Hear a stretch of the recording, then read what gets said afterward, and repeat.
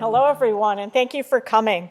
So my name is Margaret Martinosi. I'm a professor in computer science here at Princeton, and I'm also faculty director of the Keller Center for Innovation and Engineering Education, which is the home to eLab and the host of these demo days. So thanks a lot for joining us. We're really happy to have you here for the pitches and the demos, which culminate months of hard work by these eLab teams.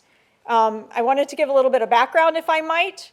The Keller Center was founded 14 years ago with the goal of crystallizing novel educational experiences at Princeton and knitting together many different disciplines on campus. We are the bridge between technology and the rest of campus, technology and society.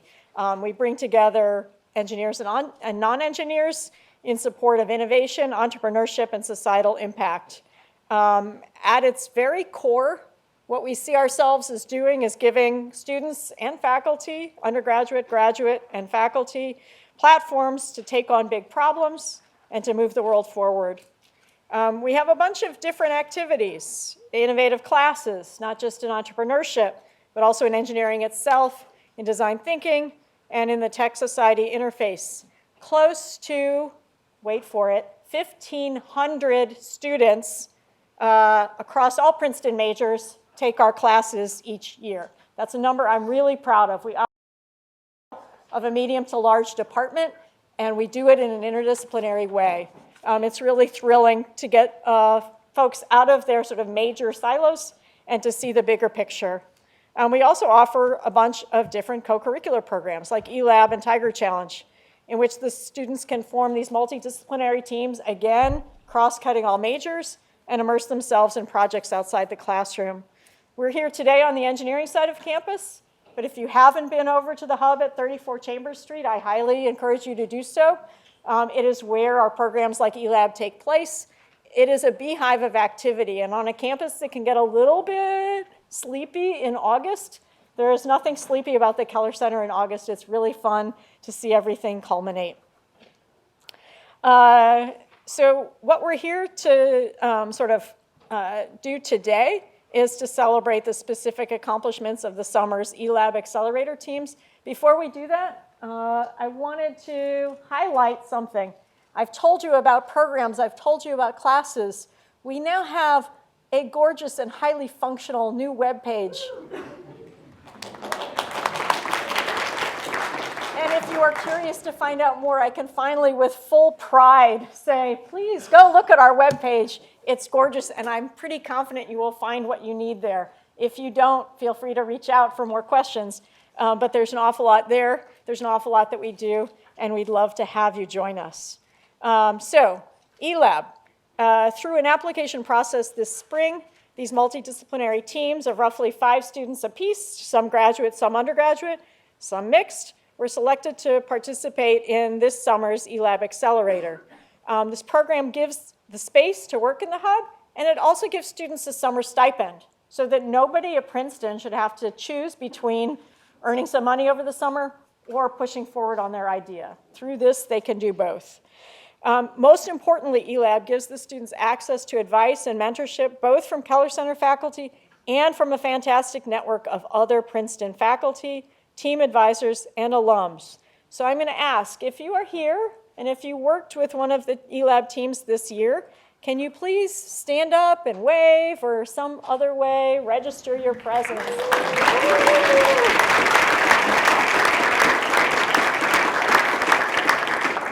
These people are amazing in the time and the energy and the wisdom that they give to these students, and we really appreciate it. I would also like to thank Stephanie Landers from the Keller Center. She steers this ship. She's remarkably effective at that. She keeps things on track. And the teams that you see today would not be as effective or as impressive as they are without her hard work. So thank you.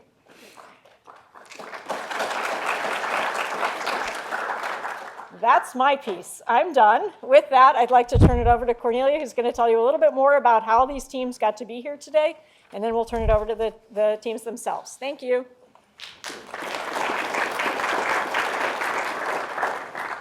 Hello, welcome to the 2019 eLab Demo Day. I'm really thrilled to see you all here. I hear there's a thunderstorm on its way, so we've got you pretty cooped up, which is terrific because we want you to stay and listen to all of the teams. My name is Cornelia Holstrunk. I'm the Executive Director of the Keller Center, and I'm extremely excited to introduce you to 8 fabulous entrepreneurial teams in just a moment.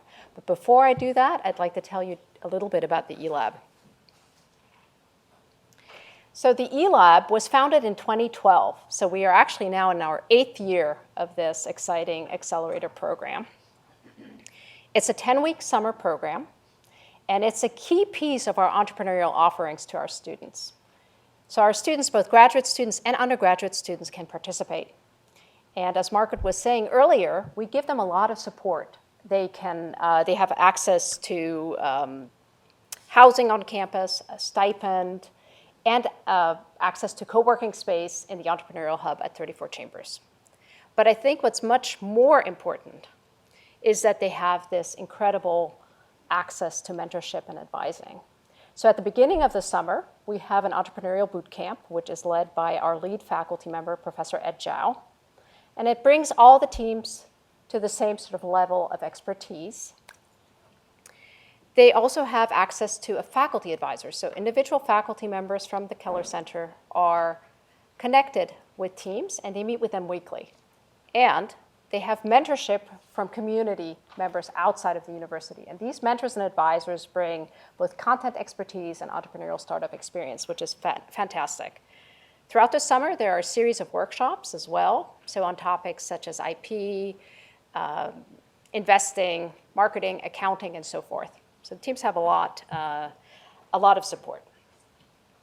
Since its inception, we have had 53 startups across 8 cohorts. And as you can see from the very first year, we had 4 teams. But on average, we have about 6 to 8 teams. And if you can sort of garner from the logos, we have a lot of different types of startups represented and a lot of different industries represented. As a matter of fact, we do see some clustering around some key areas. We see a lot of interest in internet and mobile applications. We also see a lot of interest in health startups, as well as education and environmental startups. And of course, we see representation from some other industry sectors as well, fintech, edtech, and so forth. And this year's cohort is no different. So you're going to see quite a bit of representation across various industries. On to some quick facts and figures. We have had actually not 45, but 53 startups. Sorry about that. 53 startups with 250 students over the course of 8 years. And most of those, 2/3, are actually still active. Also very proud to say that 40% of the startups are what we would call social ventures. So these are ventures that have primarily social good mission. So either that or environmental startups are clustered in that number. They are either for or non-profit social ventures. We have a very high percentage of founders who are either women and or underrepresented minorities.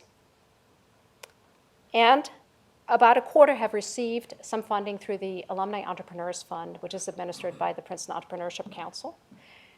And over half have received external funding as well. So these are all great and very promising metrics. So now on to the show. I'd like to express a few thanks. I want to second some of the thanks that was already expressed to our faculty, our mentors, our advisors, and our fabulous judging panel as well. Could you just raise your hands so people can see you? Thank you. Their bios are in the program, so I encourage you all to take a look.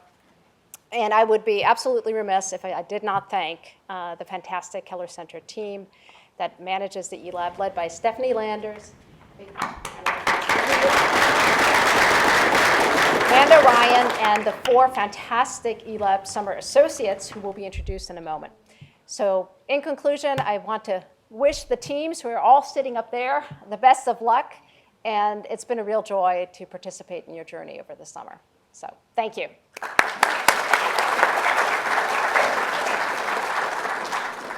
Thank you, Cornelia and Margaret, and thanks so much, everyone, for coming out today.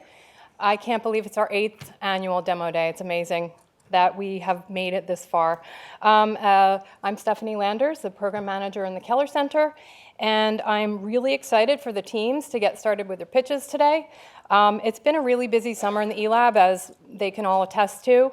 It's really hard to believe that it's flown by so quickly. I moved over to the Princeton Entrepreneurial Hub in May of 2015, and I was actually the first occupant there for quite a while. I know Diane came a little bit after me. It was very lonely for a while, and then things started bustling with eLab teams. I was involved with eLab since the beginning in 2012, but once I moved over to the Entrepreneurial Hub, things really picked up speed. And the 2015 cohort was really like my first solo flight with the teams alone. So it's been a really fun ride, and I'm so proud of how this program has progressed over the years.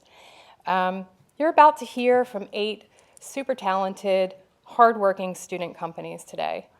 I'd like to congratulate them all for almost completing the program. We're not there yet, completing the program. And keep in mind that while you'll see 1 or 2 students, or 3 in one case, you'll see them up here presenting.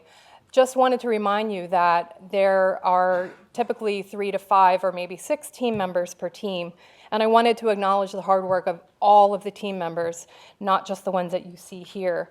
They've all done a lot of work behind the scenes, and they definitely deserve a lot of respect, even if you don't see them presenting.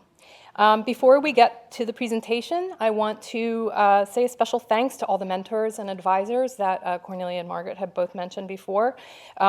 You all took your time out of your summer to be here, to work with the students, and we really appreciate it, and I know that they do as well. And we hope to continue seeing you throughout the year over at the Entrepreneurial Hub. Next, I'd like to call special attention to our fabulous summer associates. So over here, we've got Sinar Bitar, Bethwell Kiplimo, Stephanie Sartsatakis, and Mason Wasserman. The associates have worked tirelessly with the teams and the Keller staff week after week this summer, and they've been keeping the hub in order, setting up for events and activities, working with the team, sending out emails and program updates, leading ping pong tournaments, bringing smiles and laughter to the hub on a regular basis. Quick facts about the 4. Sinar is a rising sophomore from Allentown, PA, studying engineering. Of the 6 engineering departments at Princeton, she's still deciding which to choose for her major. Hopefully after this summer she'll have decided. On campus, she works with campus recreation as well as the Office of Religious Life. And in her free time, she enjoys working out and trying new foods. After graduation, she hopes to take a few months off to travel the world, great choice, and try even more new foods. Bethwell Kiplimo is from Nakuru, Kenya, and he's a rising junior in the Mechanical and Aerospace Engineering Department. Apart from being an eLab summer associate, Bethwell is also a part of WellPower, which is a startup he co-founded with 3 other Princeton students. WellPower aims to create a clean water delivery platform in Kenya, and his favorite sport this summer has been bowling.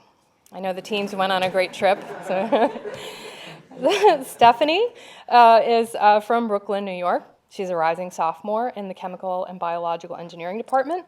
Outside of eLab, Stephanie is part of Contact Princeton. It's a student volunteers network service project whose volunteers answer phone calls for a local crisis hotline and a national suicide hotline.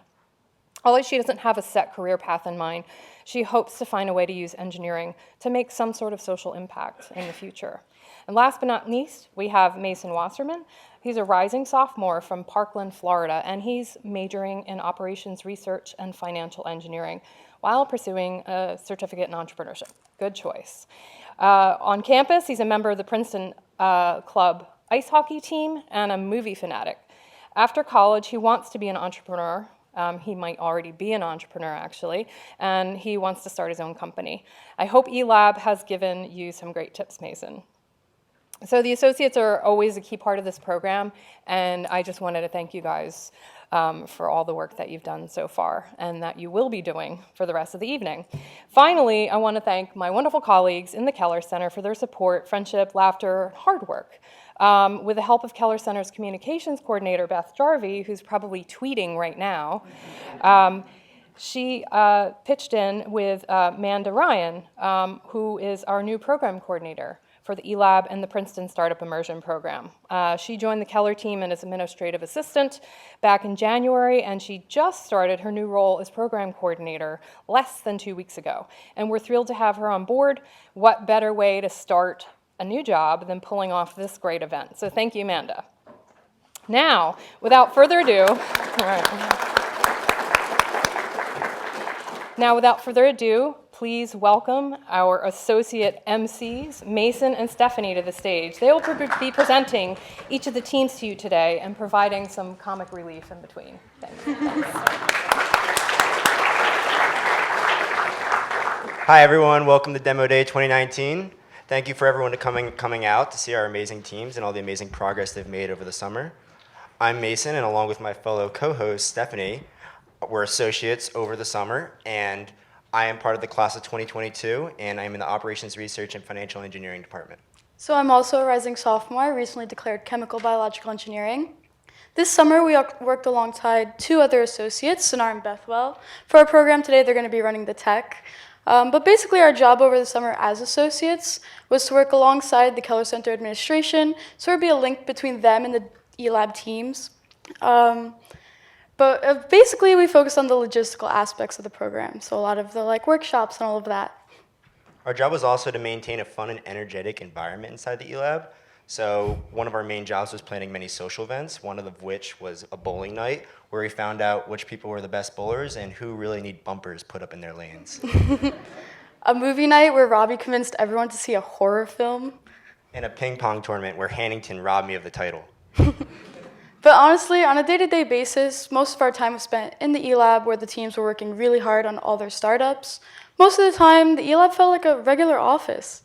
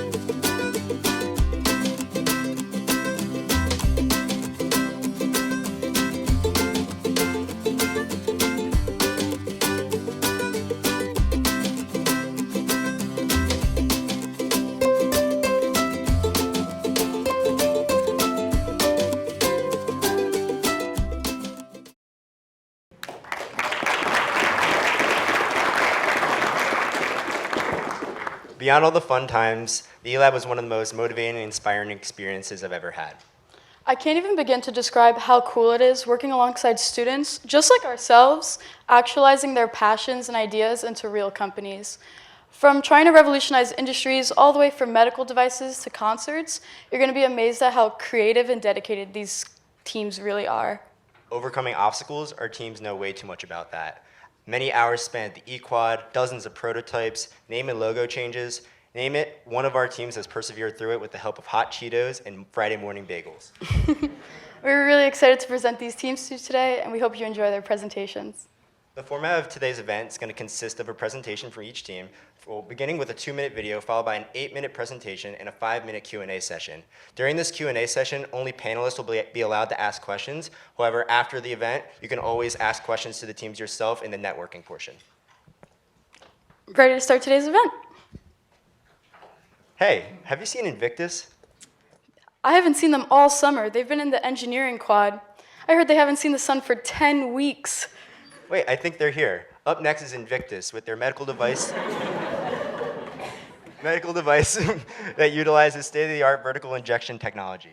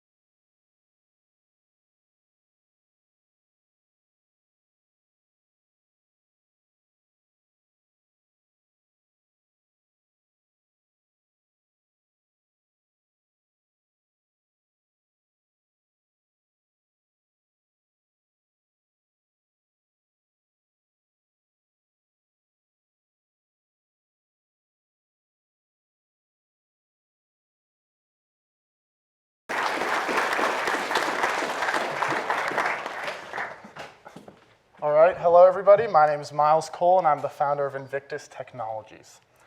So at birth, I was diagnosed with severe hemophilia A, which is a bleeding disorder where my blood does not clot correctly unless I intravenously infuse myself with my medication every other day. Now, throughout my life, I've actually been very fortunate where I haven't had that many issues with hemophilia itself, although I have had many issues with the mode of administering my medication, these intravenous injections. Now, despite my advanced practice, it is still very difficult to hit a vein on the first attempt. A lot of the times, I'll have to stick myself 2 or 3 times before actually getting the vein. Now, I realize that this is not only a huge issue in my life, but also in the lives of the tens of thousands of hemophiliacs and tens of millions of people around the world who require frequent IV injections. Now, the national average for trained nurses successfully getting a vein on the first attempt is only 75%. Not only are these injections painful, but they're also expensive, costing the United States over $3 billion a year due to the injuries and infections that these additional and unnecessary needle sticks cause. Now, the craziest part is, despite living in such a technologically advanced world, this manual method of IV injection has not evolved in over 100 years, until now. So our solution to these issues is our portable and automatic intravenous injection device, Vita, where by using our proprietary and breakthrough vertical injection technology, we're actually able to create a small, portable, cuff-like device that a user wraps around their arm to have automatically inject the needle into their vein with extreme accuracy. Similar to how the EpiPen changed the landscape for epinephrine delivery, our device will be adopted as the new standard method for safely and easily delivering intravenous injections. So how does it work? Well, there's 2 parts. There's the vein imaging, then there's the vein injection. For the vein imaging, our device uses novel optical infrared sensing to create a 3D map of your vasculature, automatically identify your most suitable target vein, and then position our needle directly above this target vein. Next, for the injection itself, our device utilizes innovative tactile force sensing technology to vertically lower the needle down perpendicular to your skin, stopping at the exact moment that it pierces your vein, then holding it there throughout the duration of the injection so the user can extract blood or infuse medication at their own pace. Now, what you see up here is our dream for the device. It's what it's going to look like one day. But Rome wasn't built in a day, and given the 10-week time constraint that we had throughout the duration of this program, I'm still very excited to say that we were able to turn something that was nothing more than an idea into a working prototype that looks like this. Now, although this might not be what you were expecting after seeing the video, the fact that we were able to build this working prototype is a monumental feat of engineering, given that it validates our technology and proves that our vertical injection technology works. Now, you can come check this out in the demo booth after the pitch, but here's our device in action. As you can see, it is automatically imaging and then injecting the vein of a human arm analog. Given our 10 weeks, we do not yet feel comfortable putting a real human arm in there unless any of the judges or anyone else in the audience would like to volunteer. Okay, so there's a few other technologies out there that are doing this automated IV injection, but they're all limited in the fact that they're these big, bulky, stationary devices that are just meant to sit in the corner of a hospital room. They all consist of these big, scary-looking robotic claw arms that look like some kind of intravenous torture device or something. But the main limitation with all of these technologies is that they use robotics in an attempt to mimic how a human injects a vein laterally instead of taking full advantage of what technology has to offer. On the other hand, because of our vertical injection technology, our device is small, safe, easy to use on oneself, cost-efficient, and much more accurate and reliable than manually infusing. Now, before I move on from competition, I want to show you guys one more thing, and this is actually my favorite slide of the whole presentation. But as you can see, the first version of our first prototype is already the same size, if not smaller, than every existing technology out there. And the fact that in the course of 10 weeks, we were able to build this thing from scratch, something that's already on par, if not better than all of the alternatives, gives us a lot of excitement and confidence moving forward to what our device will realistically be able to become in the very near future. Now, you may look at this slide and think, oh my gosh, there's no way these guys are going to be able to turn this big, bulky prototype into this small, sleek cuff. But it's important to understand that the hard technology we've already figured out. The vein imaging, the vein injection, the software, that's all done. Moving forward, we just need to order smaller parts and miniaturize the thing into this cuff. a good analogy to maybe better understand this is that this summer we built an engine of a Ferrari. It's just currently sitting in a big minivan frame. So moving forward, we don't have to rebuild the engine. We just need to move it into its proper frame, which is the cuff. Despite only having a prototype, we've gotten a good amount of traction so far in the form of grants, media coverage, pitch events, and letters of support from our prospective customers. Throughout the summer, we conducted over 100 customer discovery interviews and gained a lot of insights into the potential markets so that we could see our device having a massive impact. So our total addressable market spread across our various market verticals is valued at over $150 billion. From doctors and hospitals to military medics on the battlefield to paramedics in the back of an ambulance to humanitarian aid workers in disaster relief situations to phlebotomists in blood labs or chemotherapy infusion centers to even just me in my dorm room giving myself my medication, the world needs our device. And here's how we're going to give it to them. So moving forward, we're going to do three things. We're going to continue to refine and iterate upon our prototype design. We're going to execute on the tests that are required to prove the safety and efficacy of our device. And we're going to get this thing approved by the FDA. After meeting with the regulatory consultant, it's been confirmed that our device is going to be a Class 2 medical device and require a 510(k) submission. Moving forward with the right resources and funding, realistically, we could have an FDA-approved, market-ready device by Q2 2022. Besides myself, our core team here at Invictus consists of Matthew Marquard, who's been responsible for the customer discovery and business development side of things this summer. We also have Robert Shee and Ben Leitner, who are our electrical engineers who have been spearheading the development of everything electrically related to our prototype, as well as Hassan Khan, who's been responsible for all of the mechanical aspects of our device. Over a year ago, I co-founded Invictus with the Princeton University engineering professor and prolific inventor, Craig Arnold, and now we have a patent pending for our technology and plan on filing 4 more provisional patents through the Office of Technology Licensing here at Princeton very, very soon. Additionally, we have assembled a knowledgeable team of advisors who bring entrepreneurial expertise from the biotech and software industries. Moving forward, we're going to continue to work hard and build this device that will not only quite literally change my life, but also the lives of many others around the world forever. Thank you.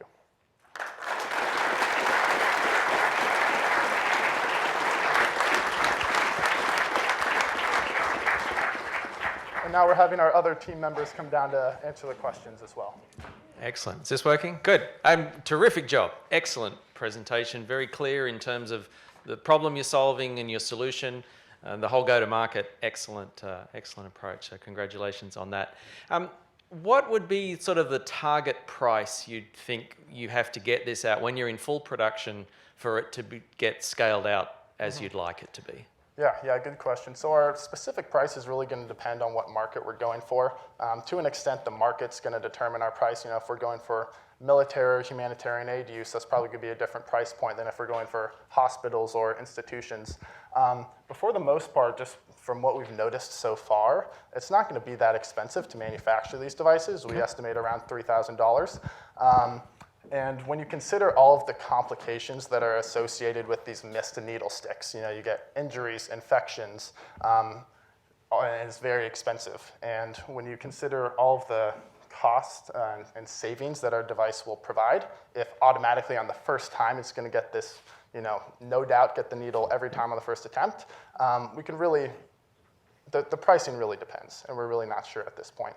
Okay, the $3,000 is still quite expensive.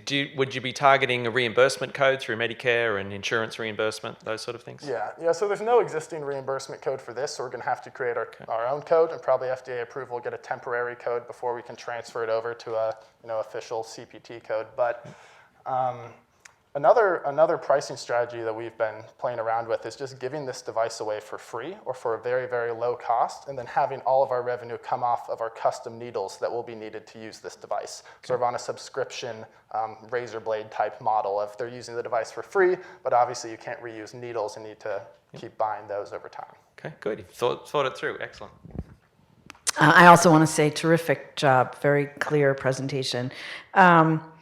You said you did 100 sort of customer interviews. What was the biggest surprise? What came out of that you may not have expected going into this project? Definitely. So in the beginning, we were, when I first had the idea for this device, I just assumed it was going to be used by nurses in hospitals. But after these interviews, we found that the need in hospitals really isn't as great as we originally thought, due to the fact that nurses are already really good at giving IV injections. So, hospitals are the one area where IV injections are not that big of an issue because you have trained professionals performing them. But what we learned through these interviews is we tried to find where's the need the greatest, and what we learned was in military or humanitarian aid settings, in these developing nations when maybe the nurses aren't as experienced or the conditions are not as sterile, where the rate of infection skyrocket every time you miss a vein. So that was a very good insight, and we were thinking, okay, let's go for the military humanitarian aid market, and then we started interviewing people in that space, and we're currently considering that as our beachhead. Thanks. Hi, also fantastic job. Can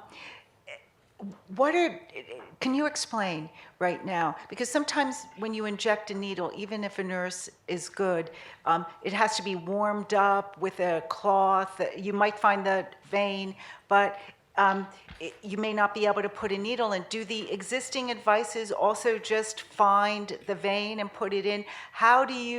What makes you think that this is going to work, as you say? Maybe it's manual because there is no better way. What makes you think in your technology that this will work first shot? Absolutely. So as I mentioned, the national average for trained nurses, the people who do this every day, is only 75% on the first stick. If we can build a device that's 95% on the first stick, that would be awesome. That would be a good way of quantifying how much it's actually helping.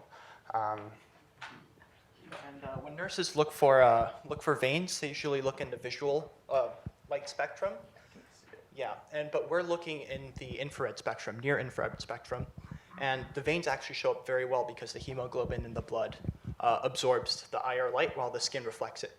So the veins show up much better. And are your competitors also just putting, with the robotics and whatnot, are they also just putting the needle right into the vein at this point?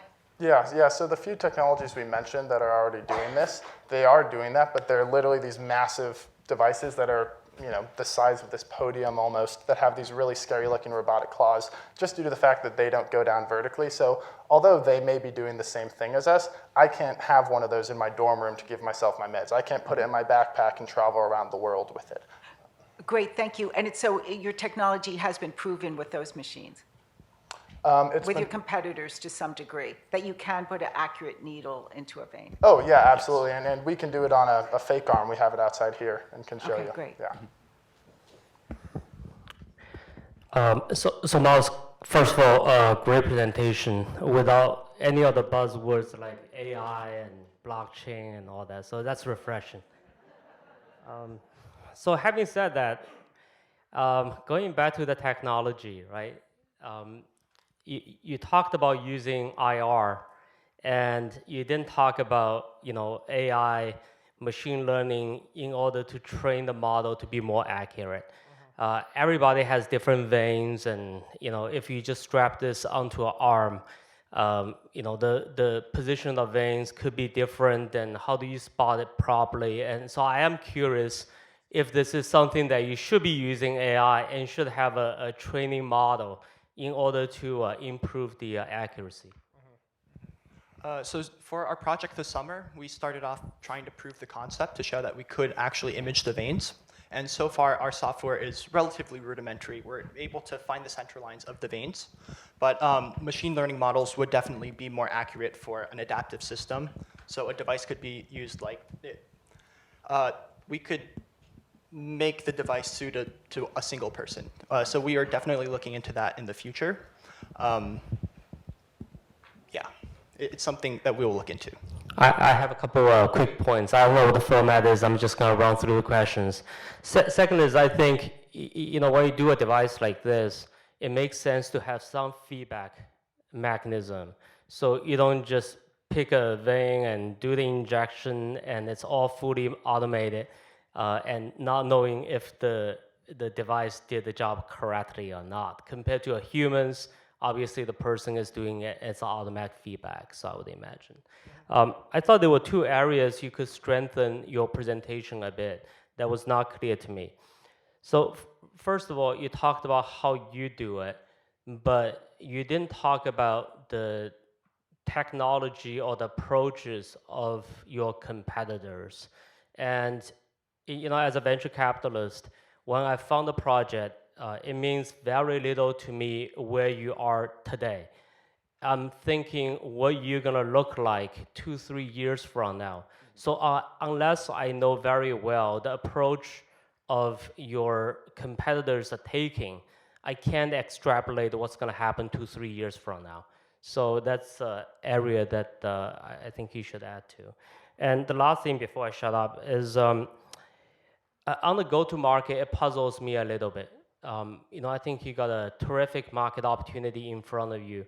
But I would think that any automated device works the best when it's unsupervised. So I didn't hear the home market potentially, if you can get the price point right, that I would think is the highest volume market, right? And if you go for a high price point, then I would imagine hospital being the best place to be to prove the point. I'm a little surprised about the go-to-market strategy to go to, military or somewhere else. Those would be extremely difficult markets to get into, and also, difficult for venture capitalists to assess the opportunity you have in front of you and make a very difficult investment decision.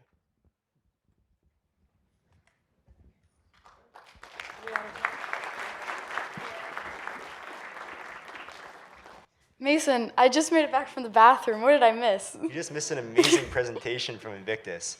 Hey, do you ever wonder where all that wastewater goes when you flush the toilet? I've never really thought about it. Huh. Maybe our next team can help with that. Up next is Reclaim Energies with their hydroelectric turbine that converts wastewater into energy.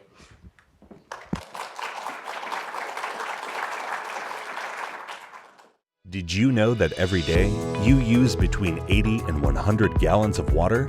All of this water goes down the drain and ends up flowing out into rivers, creeks, and oceans. The potential for electricity generation for all that water is actually quite significant. Reclaim Energies is using turbines to put a new spin on a traditional technology and utilize the power of gravity and to bring hydroelectric power to generate electricity from this discharged water. This novel application of conventional technology will allow us to revolutionize the reliance of large industries in renewable energy. Join us in creating a greener tomorrow.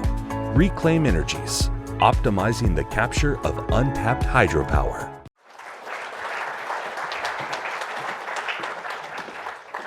Hi, I'm Melanie, and this is Toby, and we are the co-founders of Reclaim Energies. As you saw from our video, we no longer need a dam or a big river to generate hydropower. All we need is a constant flow of water that is gravity-fed. But why is new hydropower important? Most scientists say we have 12 years to radically change the way we generate electricity before we cause irreparable damage to our environment. This is Reclaim Energy's core mission, to open the door to a new avenue of untapped hydropower in order to help preserve our planet. One of the biggest sources of untapped power today in our world is wastewater treatment plants. As you can see in this picture, these facilities handle billions of gallons of water per day that are all gravity-fed out to a nearby body of water, making it perfect for electricity generation. Wastewater treatment facilities face a threefold problem. 1, they run 24/7 and have extremely high electricity bills. 2, new government mandates are forcing states to increase their reliance on renewables. For example, in New Jersey, only 5% of the state's electricity bill comes from renewables, but they are forced to increase this to 50% by 2030, which is 10 years away. And lastly, most renewables don't make this economically viable for every industry. And that's where we come in. Not only are we going to decrease electricity costs for these facilities in a manner that's economically viable, but we'll also do so in a way that allows them to begin to satisfy some of these government requirements. We're a team of civil and environmental engineers sponsored by the Princeton Student Climate Initiative and backed by a body of acclaimed advisors who possess a wealth of relevant experience, not only in business and finance, but also turbo machinery, fluid mechanics, and electricity generation systems. The technology behind what we're doing isn't anything new. In fact, it's quite ancient, and it's called the Archimedes screw turbine. It was developed by Greek mathematician Archimedes over 2,000 years ago, and the beautiful thing about these turbines is that they use the weight of the water rather than how fast the water is moving through them to generate electricity. This enables the turbines to be 90% efficient work in variable flow rates, and work in pipes that aren't completely full, making them versatile and well-suited for all our applications. These turbines, Sorry, my bad. you're good. These turbines will be placed at the ends of the outfall pipes of these wastewater treatment facilities, and they'll be 3D printed on a large scale using a company known as Cosine Additive. 3D metal printing our turbines enables us to cut down costs and implementation times by as much as 50 and 75% respectively, as compared to traditional factory methods. So how do we stack up against other renewable options? Well, unlike other options that are either intermittent, have high capital costs and implementation times, and cause some form of environmental damage, our solution is completely eco-friendly, works 24/7, has much lower capital costs, and can be implemented in as little as 2 weeks. Looking at our total addressable market, there are over 18,000 wastewater treatment plants in the United States, representing an almost $2 billion market. For now, we'll be focusing on the 142 in New Jersey for our proof of concept and to establish ourselves in the market, after which we'll expand to the 700 plus in the Northeast area. We're going to contact these facilities using lists provided by the EPA and other local environmental authorities. Once these facilities have displayed interest in our technology, we'll do an on-site analysis to assess the feasibility of our tech at their site, as well as provide a quote that specifies how much electricity they'll generate, how much money they'll save, and how much the system will cost. The contract they sign will stipulate that they pay a portion of the costs up front, and then the rest after the installation is completed. Even after the installation is completed, we still have a couple of options for revenue streams. One is maintenance over a period of time specified by the customer, whether it be 5, 10, or 20 years. 2 is to take a percentage of the electricity profits. So let's say a facility saves $20,000 a year on electricity, we'll take 10% of that and get $2,000 every year from that facility. Finally, a third and really lucrative option is to use these turbines essentially as battery chargers. And what they'll be charging are emergency standby batteries that can be used in the event of an unplanned power outage. This enables us to not only sell guaranteed power output to these facilities, but security and peace of mind. These past few months, we have made significant progress. We've partnered with a company that will 3D metal print our turbines, identified contractors for our installations, and gained support from the EPA and other local environmental authorities, which enable us to get in contact with 80 wastewater treatment plants all over New Jersey. Right now, we are currently closing in on 4 potential partnerships for our first implementation. Overall, we received positive feedback from these wastewater treatment plants, some telling us they've been waiting years for technology like this. One of our potential partners lies in southern New Jersey and discharges 10 million gallons per day. Here, our turbines will generate 19.2 kilowatts of electricity, which correlates to $23,000 in electrical savings per year. This will give us an initial net profit of $97,000 for a customer investment of $170,000. As mentioned before, if we choose to take a certain percentage of electrical savings, we will also receive $4,000 per year while maintaining an IRR of 12%. I know you must be saying that $170,000 may seem like a lot, but we've talked to some wastewater treatment plants that have invested millions of dollars in other renewables, such as solar or sludge to biogas, that didn't give them good returns for their investment. Once we have finalized a partnership, we will go through with our proof of concept. This will be made possible through grants and investment fundings in 2020. Once this proves to be successful, we will sell to 3 wastewater treatment plants in the second year and 8 in the following year. If we continue along this trend, we will sell to 46 wastewater treatment plants in 5 years, which will give us a revenue of $5 million in that 5th year. To make this possible, we're asking for an initial investment of $200,000 for our proof of concept and to implement with our first wastewater treatment facility. We hope you join us as we create a greener tomorrow and as we optimize the capture of untapped hydropower. Thank you.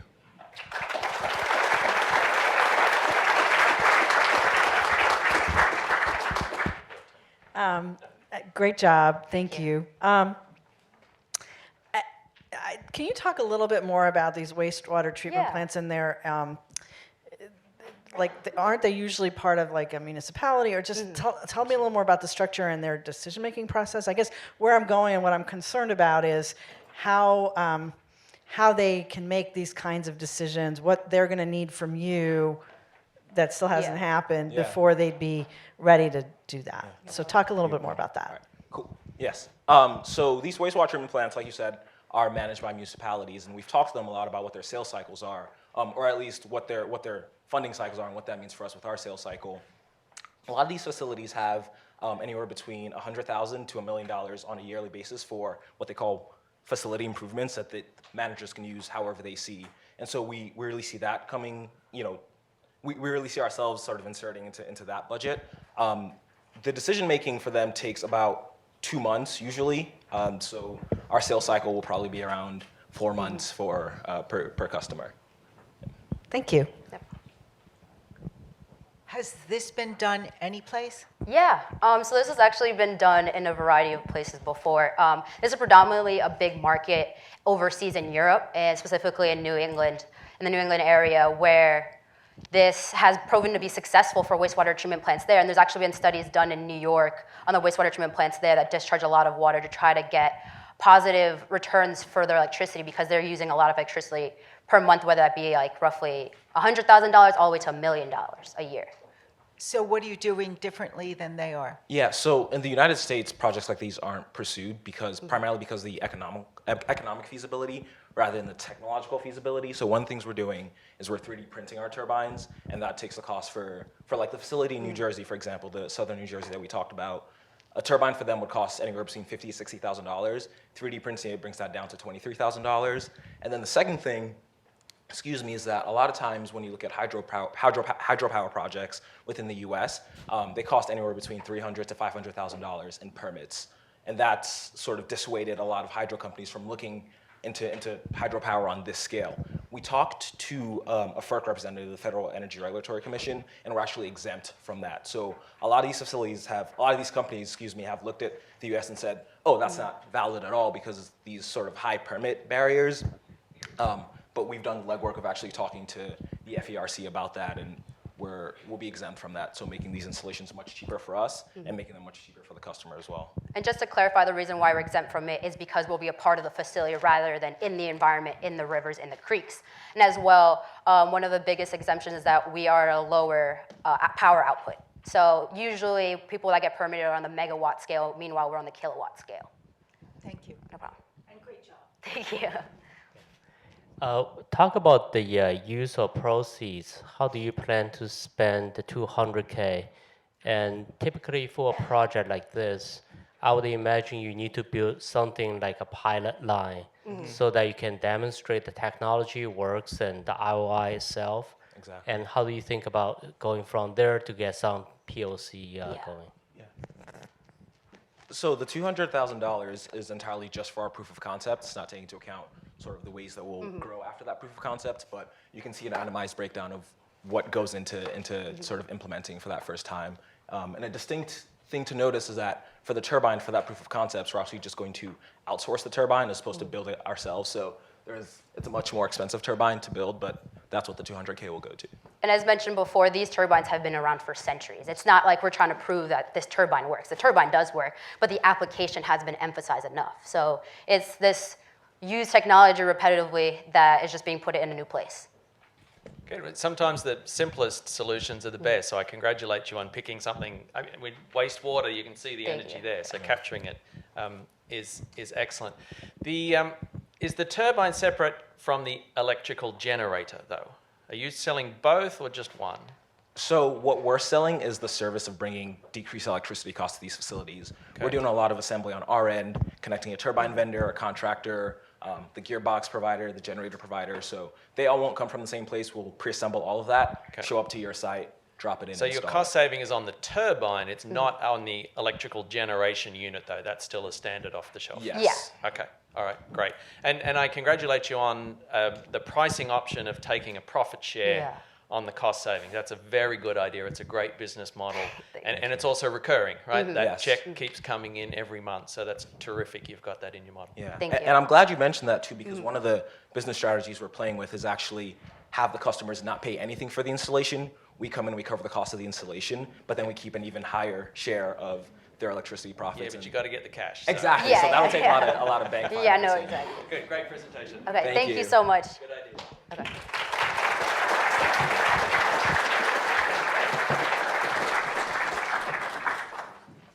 Our next team is New Heal. They focus on creating orthopedic devices that are fashioned to increase comfort and healing. Break a leg.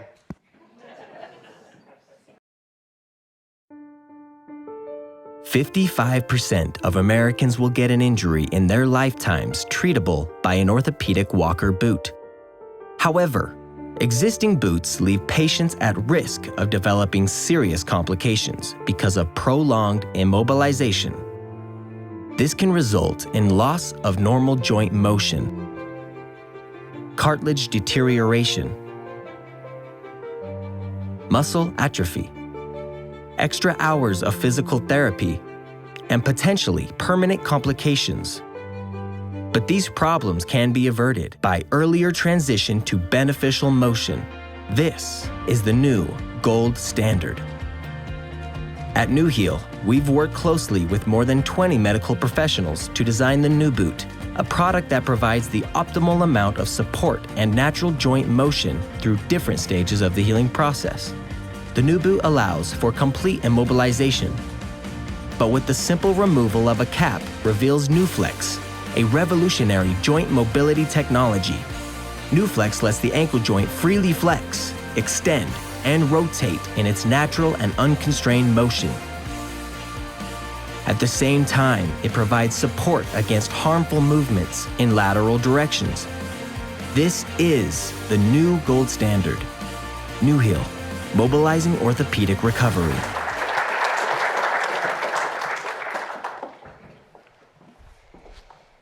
Hello everyone, my name is Courtney O'Brien and I am CEO and founder of New Heel. And today I'm excited to give you a glimpse into the new age of orthopedic medicine, one that facilitates your body's natural healing processes through motion.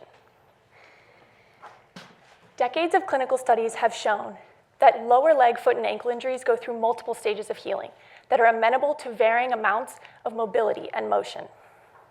Only the first stage requires complete immobilization, but existing orthopedic walker boots immobilize during the second healing stage, when it would be much more beneficial to start incorporating that joint motion.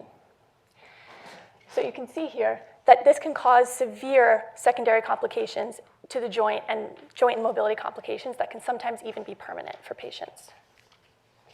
A 2018 study found that a third of patients that wear these orthopedic walker boots have lasting joint pain months later. But on the other hand, studies have shown that incorporating this movement into the ankle joint can decrease time away from work and time away from other prior activities by up to 50%, and can also decrease these secondary complications. So you can see why boots that only immobilize can cause these other issues and can be very harmful.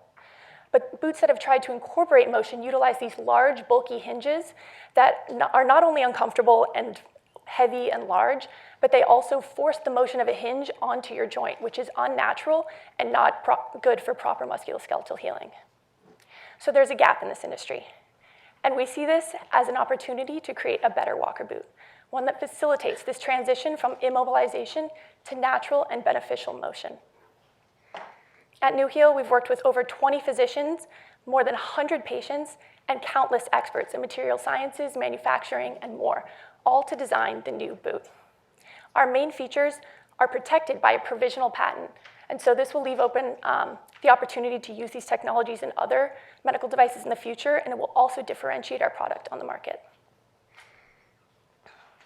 So the new boot allows you to completely immobilize an injury initially, but then with the simple removal of a cap, it reveals NewFlex, our new natural motion mechanism. And this mechanism replicates and mimics the contraction and expansion of the Achilles tendon. And what's incredible about this product is that this one single device can adapt to every single stage of the healing process, rather than existing boots that only accommodate for this first initial immobilization stage. And while existing boots currently require you to remove them to do rehabilitation and physical therapy, our boot allows you to incorporate therapeutic motion while you're wearing the boot. So we complemented our NewFlex technology with stabilizing components that mimic the ligaments in the ankle. And this is to prevent inversion and eversion movements that can be harmful for these particular injuries. In addition, we made a thinner rocker sole and an overall lightweight and more streamlined design that contribute to significant gait improvements, and this can reduce secondary complications like osteoarthritis, tendinitis, lumbar strain, and more. Lastly, we made sure that our product was really designed for the patient. As I mentioned, we did over 100 interviews with patients, and we found that other than these secondary complications that are lengthening their healing time, they also complained of significant comfort and usability problems that were decreasing their compliance in wearing the boot. So to address these problems and to promote compliance, we first replaced these insulating and very hot materials that were causing these infections and skin chafing and skin breakdown from holding in the moisture on the skin. And we replaced those with breathable materials and a moisture wicking liner that promotes skin health. We also replaced the hard outer shell that was causing severe pressure points for patients who have these very fragile injuries with our outer soft shell rubber exterior that allows for proper support, but also is conforming around the leg. And lastly, we also made entry and exit a one-step process with our full-length zipper. So existing boots have 7 or 8 straps that you have to loop in and out to take on and off. So ours is significantly easier, but you can still adapt and customize your fit with our side and rear straps when you choose to.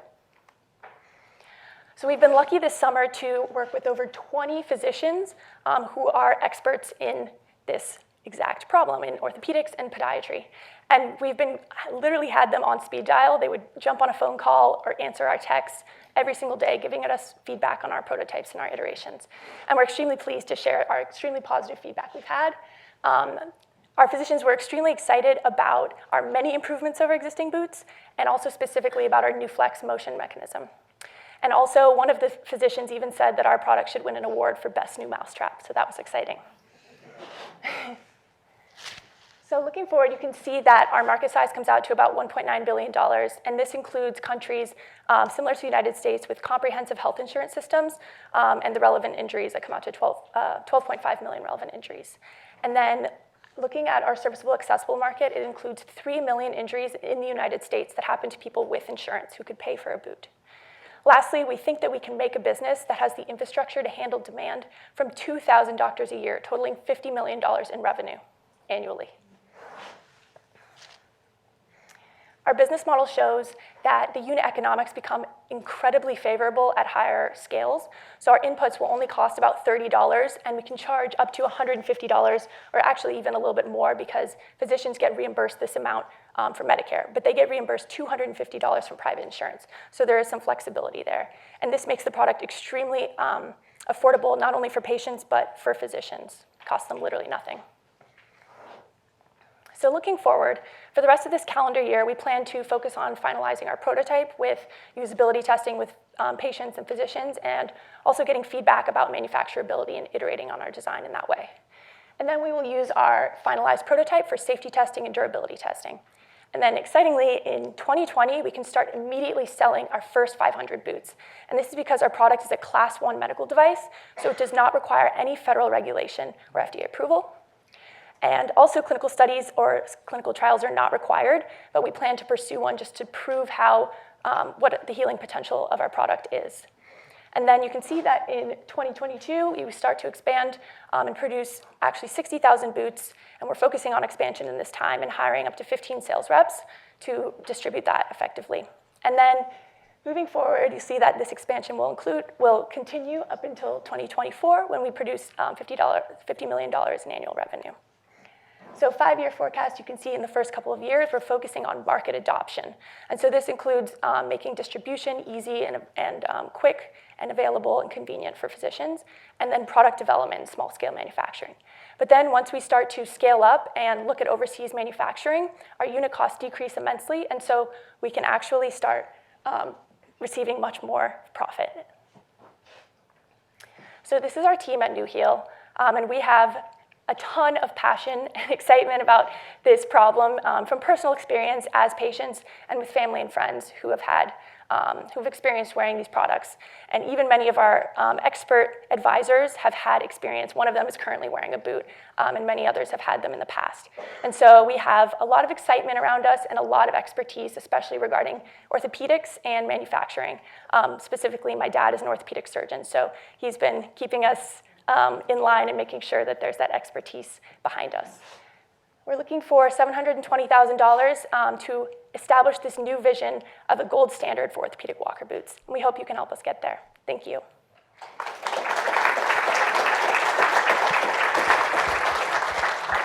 Great.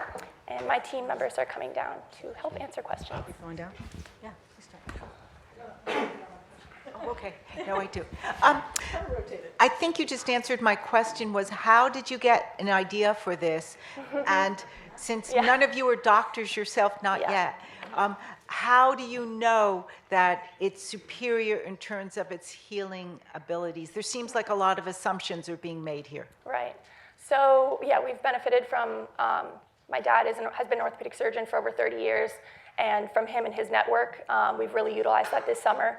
We've been getting feedback daily from physicians, come up with a new iteration, get feedback, implement it, on and on and on. And so that's how we've gotten to these exciting endorsements at the end where people are like, yes, this is actually solving the problem. This is great. So yeah, that's exactly. And how I got the idea was from personal experience and family members who had had injuries and were in these boots and experiencing these secondary problems and additional injuries that were unrelated to their original injury. And so, and this actually happened to my mom most recently in December. And so I just started talking to my dad about it, who is a surgeon. And I was like, let's just make a better one. And he was like, okay, let's do it. So we just started and kind of committed to the project that way together. Well, great presentation, good idea. Thank you. Courtney, so first of all, I thought it was a fantastic presentation. This is the presentation with all the pieces clearly well thought through, has the milestones and unit economics, and that says a lot about the effort you put into it. So I appreciate it. I have one question in terms of the market size. I'm curious, given the technology, how applicable these are in maybe joints of arms or elsewhere. Do you think about the market size expansion more about geographic expansion of the same product, or do you see this as mobilizing every part of the body, not just the foot? Yes, so we're extremely excited because our new flex technology that we mentioned, so the market size that is up there is solely for these lower leg injuries, mostly fractures and sprains and whatnot. But the new technology that we've come up with can be applied not only to other lower leg injury products like orthoses and other braces and such, but it can be applied to other braces for other parts of the body as well. And so that is our IP that you can see. Actually, I don't think I have the appendix anymore, but these hinges that are used in our boot are used in they're used in elbow products, in back products, in wrist products. And so if you can replace those, you can do a lot of good in a lot of other areas as well. So that would contribute to a much larger market size, but we don't know those numbers yet. Yeah, just to piggyback off of that as well. So if you're also asking about sort of the calculations that went into the TAM, that was entirely just for lower leg injuries, not even including knee injuries, but ankle, foot, toes, and just in countries where there's similar, not only healthcare, but also median income. So we want to see that there's a number of people who can afford this. But then in doing this, I also did look into the incidences of issues within the knee joint, elbow, shoulder, and at that point, they're all pretty similar, and it's kind of uniform distribution. So at that point, it pretty much quadruples what we could potentially be looking at. But initially, we're just really focused on, hitting this clinical treatment of these lower leg injuries out of the park. But we absolutely have our eyes on in the future moving on to other joints as well. Good. The go-to-market is to sell a broad portfolio to the same customers. That's true. That's a good point as well. Yeah, good. Congratulations, guys. Nice, simple solution. That seems to be very clever. A great presentation. You have a very engaging style, which is nice. Could you walk me through the customer decision process? It's not clear to me who actually makes the decision about which boot would get bought. So it's the physician. Okay. Essentially, sales distributors and salespeople will come to doctors' offices and say, we have this line, either we're selling you this one boot, this is one boot, we hope that you will buy it from us, or they'll show you 5 different boots and say, which one do you want? And so that is essentially how it works, and the patient 99% of the time takes the boot that the physician has in their office. And so they just pay, if they have insurance, they pay about 20% of that reimbursement amount. So that's great. You don't have to worry about expensive advertising to consumers, Exactly. which is tough. That whole cycle about getting doctors to specify your product is a very difficult market. So as you get to that point, you'll need to work through that. Just Just a quick thing, that's actually why we're trying to push our clinical trial as soon as possible. Yeah, because in the market research, it showed that was obviously the biggest factor for a physician adopting a new product. Terrific job. I just want to second everything else, and Courtney was one of my students. Two things. One is, it might be interesting for you to poll the audience as how many people have worn boots like that, because I would imagine it's a lot. And so that might just get people to relate to what you're talking about. I mean, some of these other teams can't really do that, but you can, because I would suspect it's high. So that might just get everyone into, even though your presentation was great, that would even draw them in more. And I just want to sort of second that. I think the challenge here is sales. And you mentioned hiring a bunch of salespeople, but I'd almost encourage you to go and find somebody who has expertise in selling products like this to those orthopedic customers, the doctors, to get some sense of what they think it'll take for you to, and maybe you have done that, but if not, I think that would be a key next step. So great job. Thank you. Thank you.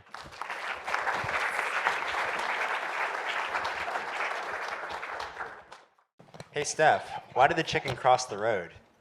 I don't know why. Because it got a job at Coconut Capital to work on its farm. Our next group is Coconut Capital, an investment group focused on African economies.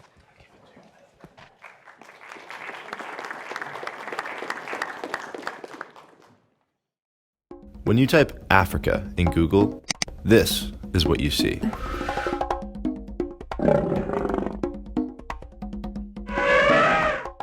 And this is what you don't see.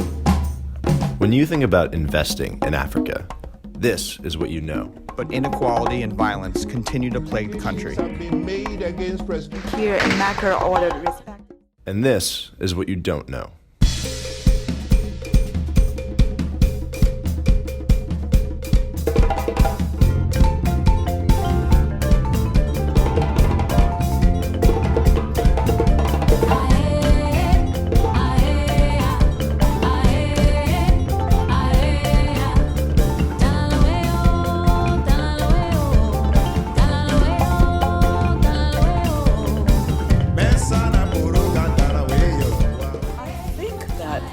Lack of knowledge of these countries, information about these countries, invites people to imagine all kinds of negative things about the countries in the continent.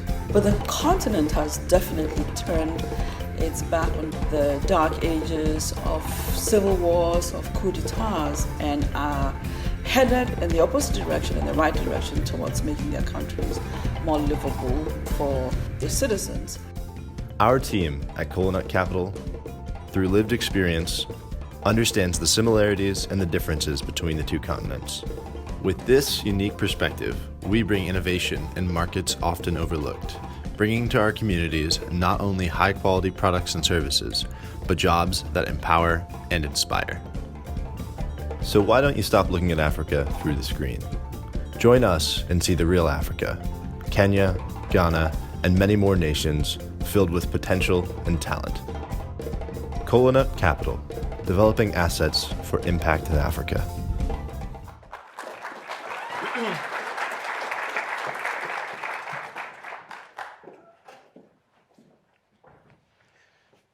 This is Hannington, my friend and co-founder. He grew up on a farm in Kenya, taking care of cows and chicken until he went to boarding school. He got accepted into Princeton University, where he was able to earn some money from jobs on campus and various internships. By the winter break of his sophomore year, Hannington had made enough money to start a poultry farm. He employed his old family friend, Gilbert, as the farm manager. Gilbert was a motorcycle driver with a very unstable income, struggling to take care of his family. After 1 year, Hannington had made a good return on his investment. Gilbert had a stable source of income, and the business had provided high-quality food products to the local community. So what if we could take this model and make it bigger? Hi, I'm Alexander. And I'm Kevin, and we're Coconut Capital. In our experience, the instinct of most business people is to underestimate Africa's size and potential as a market and overestimate the challenges of doing business there. Now, that was a quote from the chairman of McKinsey's Africa practice, which proves true because this past year, 6 out of the 10 fastest growing economies in the world were in Africa. Of course, there are still challenges to be addressed. When talking to foreign investors, the top 3 risks that they worry about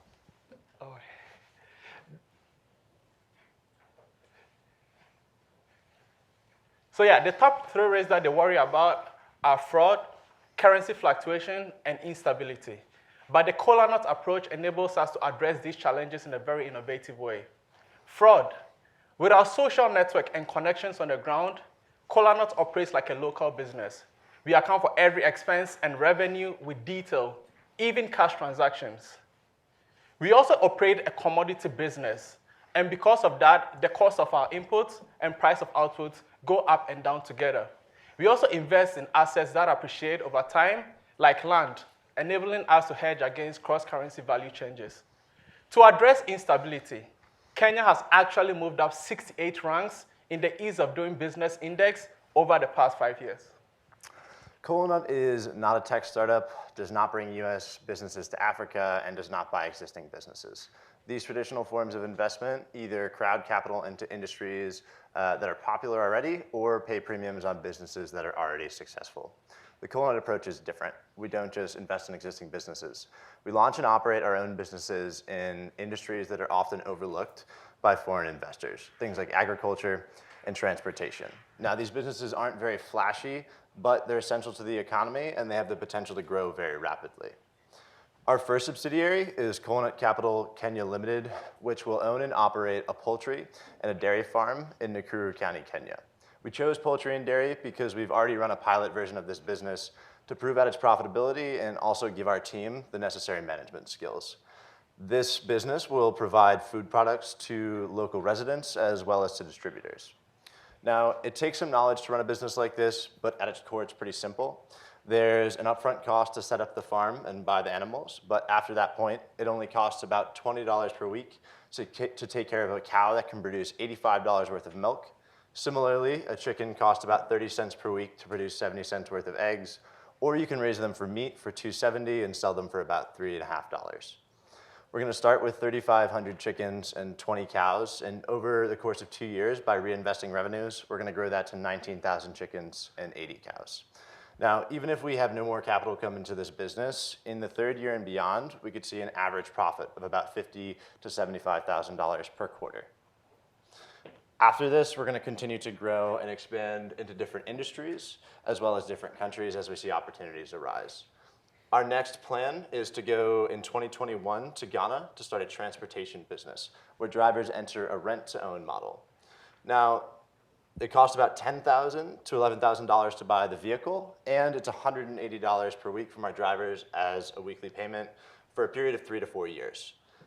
Just like poultry and dairy, we've already run a pilot version of this business to prove its profitability and also to give us some knowledge that we can leverage for success in the future. So tea is an integral part of the Kenyan culture. An average Kenyan consumes their tea with milk every day. Most of the milk producers in Kenya are small-scale farmers. Right now, there is a huge gap between the supply and demand of fresh milk in Kenya. In 2018, this shortage was worth about 600 million USD. There is a similar opportunity in the poultry market where over 230 million USD worth of poultry products were imported. With our invested capital, we're able to capture untapped markets that small-scale farmers do not have the resources to address. When it comes to investing in Africa, there are companies that promise a high return or a large impact, but at Kola Nut Capital, we provide you with both.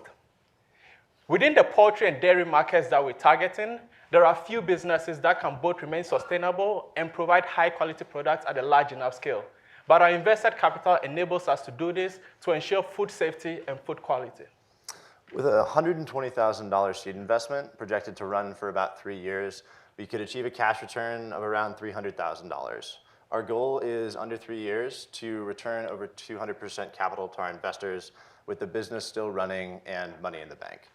We're close to closing our seed round of investment to begin operation in October or November of this year. However, because this business could scale to almost any capital contribution level, we could take on 1 to 2 more angel investors within the next month if there's interest. We will make an impact in 5 areas. 1, shareholders. We'll provide transparency and a high return to our investors. 2, the local economy. With $120K to start, we'll hire 14 employees at a wage higher than the market rate and costs about $2.7 million in economic stimulation over 3 years. 3, our employees. We'll provide vocational training to our employees to ensure that in the future they become independent entrepreneurs or business owners. 4, public health. With our invested capital, we'll be able to ensure food quality and safety. And 5, the environment. Over time, we plan on recycling the waste from animals as fertilizer to plant our own feed and also to generate electricity. The team at Colanut is comprised of 5 recent Princeton graduates as well as undergraduates who have a set of skills that's both diverse and complementary to one another. Our advisory team has decades of experience in both investment management as well as in social impact development. Now, Colanut is not a tech startup with an uncertain user base. Colanut is not an outsider in bringing American-bred businesses to a different culture.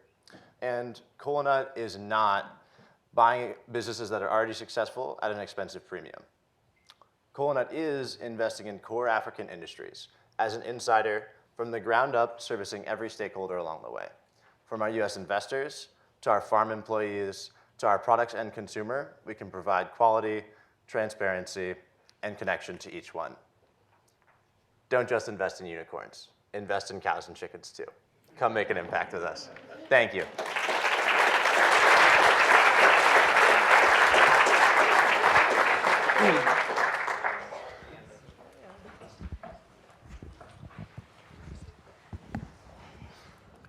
Again, great presentation. I don't know a whole lot about cows and chickens, but I have a couple of quick questions. So in any of these emerging markets that in my experience over the last 20 years, India, China, and all these markets we invested in, there is a window of opportunity. You got about 4 or 5 years, and you had to be relevant.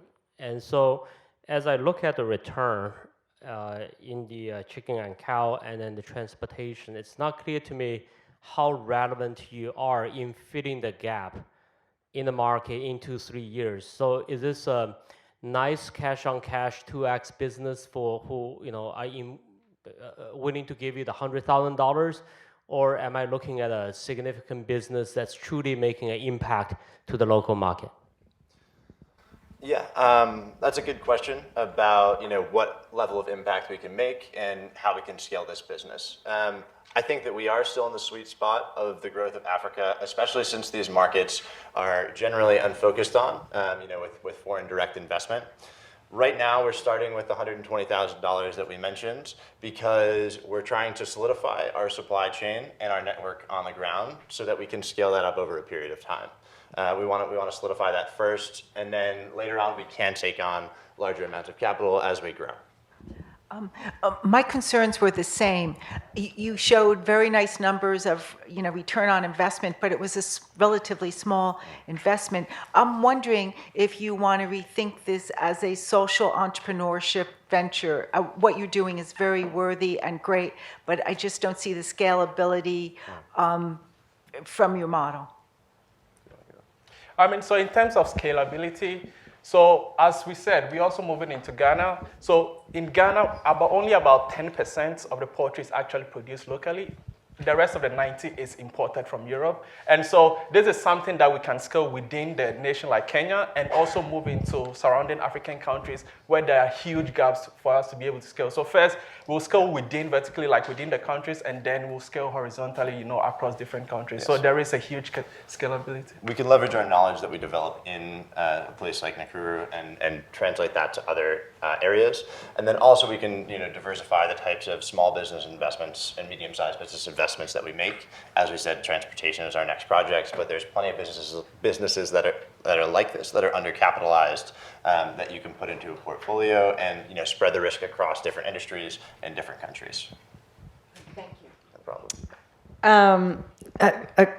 I guess a two-part question. One is, have you talked to anybody at Duma who were part of the first cohort of eLab? Because they started in Nakuru as well, did they not? I don't know. Anyway, some people you should talk to if you haven't. So that's more just guidance. I love the unicorn thing at the end as well. I guess tell us a little bit more. But you said you've piloted these already. You've proven they're profitable. Tell us a little more about what what did you learn about that maybe was a surprise or that has caused you changed? Have you pivoted at all based on that? And yes, this is the expert, so go ahead. Thank you for the question. So basically, with just a little bit more capital, there's so much more that you can do as compared to small-scale farmers. So basically how this industry is working in Kenya is you have different families having maybe 2 cows in their backyard and 5 chicken running around in the compound. And so because of that, the cost that goes into taking care of them is very high as compared to a company that is dedicated to just raising dairy or poultry for selling into the market. So putting in a little bit more capital reduces this cost significantly. So that was what I learned a lot when I did the pilot initially, was the fact that with just a little bit more capital, I was able to reduce that cost of production significantly and make good returns, and also feed and touch many people around my community. Okay, good. It was an interesting presentation. I enjoyed sitting through it. I think what we're all struggling a little bit with is the messaging is not coming clearly about sort of why Africa. And so I'll put it this way. If I had a $50,000 check and I could give it to you to set up your farm in Kenya, or that person over there who's setting up a farm in Wisconsin, why would I give it to you? The big thing is that, largely, if you're comparing the U.S. to Africa, the big thing is the margin difference. If you think, look at, the surplus we have in food products here, it's a very different market there, where people will go to other countries to find certain food products.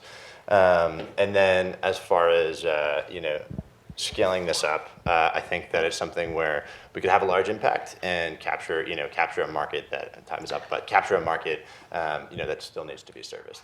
Okay. Thank you.